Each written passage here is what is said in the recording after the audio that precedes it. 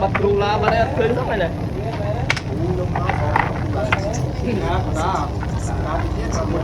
mấy quậy chạy quay lại mà chạm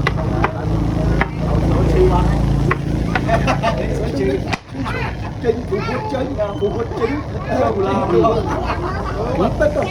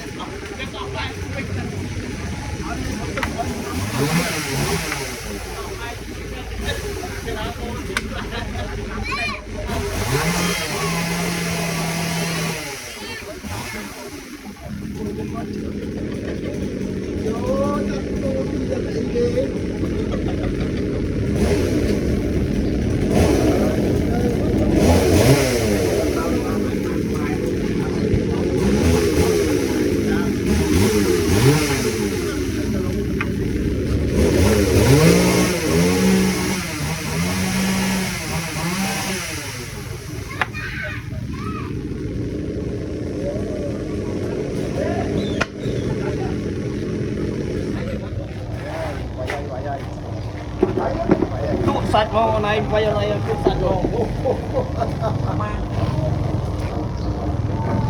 quăng tay mông tiếp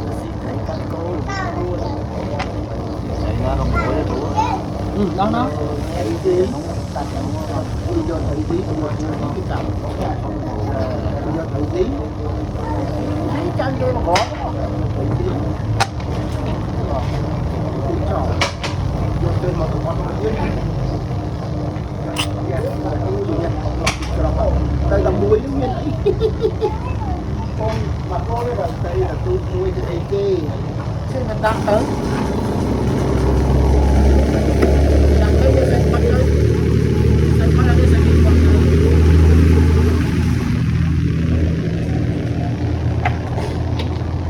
thế thoáng oxy ở nóng này à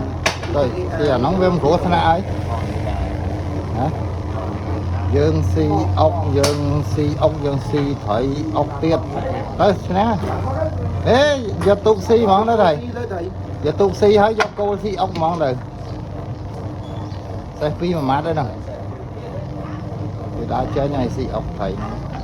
si ốc này si thầy khỏi này thêm mắt si mà mắt ê cho cô si ốc này cho cô si ở nước ban cô si ốc đó kèm si to thế thì mà nó si anh ấy ốc tiết si ốc ấy hỏi mà vay cô luôn tiết vay chứ si ốc tiết chậm làm thoáng là si món ơi ở đây si thầy ốc nói là cô thoáng đó phải vay cô món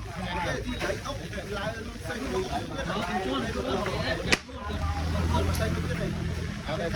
mỏ cái cắt với ngay đi cô đô sai vinh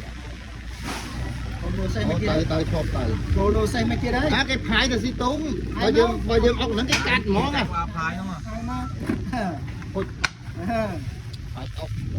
เตรียมต้นจับประมาณเราขโมยเตี๋ยหินông la mới không ô lực đạo mình đi về này dân sản câu mấy ta trong gia đình này chuột láo nha mấy con này vô chuột vô vô hả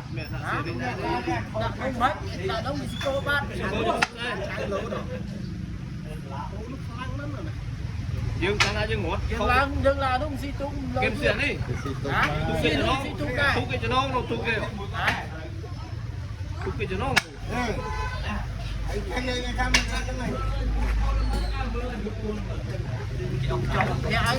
rồi đặt một ngò đó đặt đi một ngò là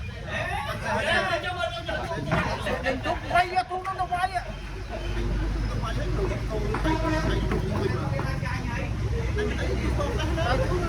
kia mà đi à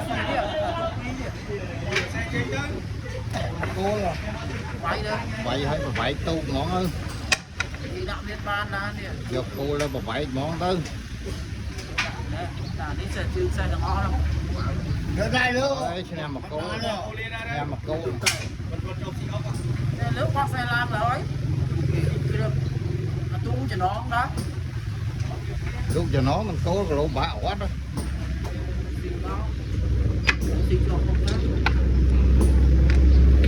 hàng mà xe kia đạp ôi đạp lên đây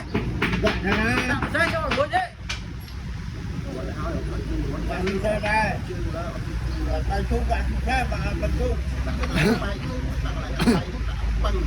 ngọt bạc lên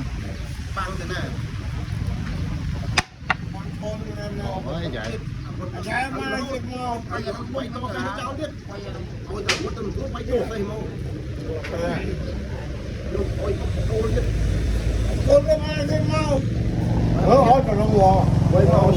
ủa anh tư cô luôn cô kia mà nói đấy cô luôn cái bộ ông đáy luôn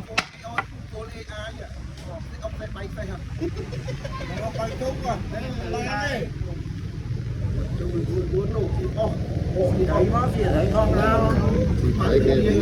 một con gì chặt tiền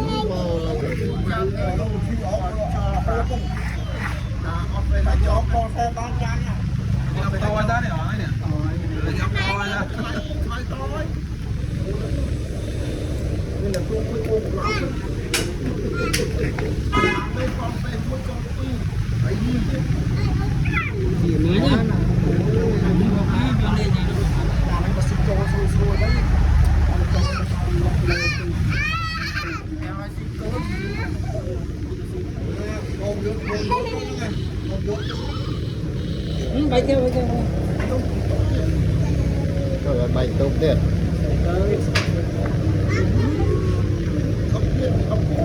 ở đây phải xây nói bộ thì cái ong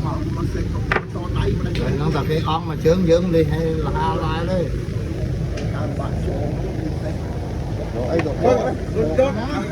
bộ thì đấy ngon lắm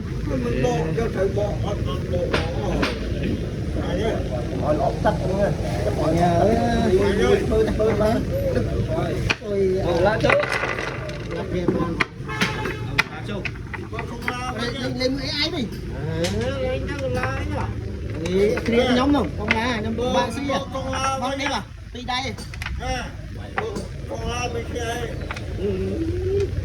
lại bây giờ đây nữa bạn sĩ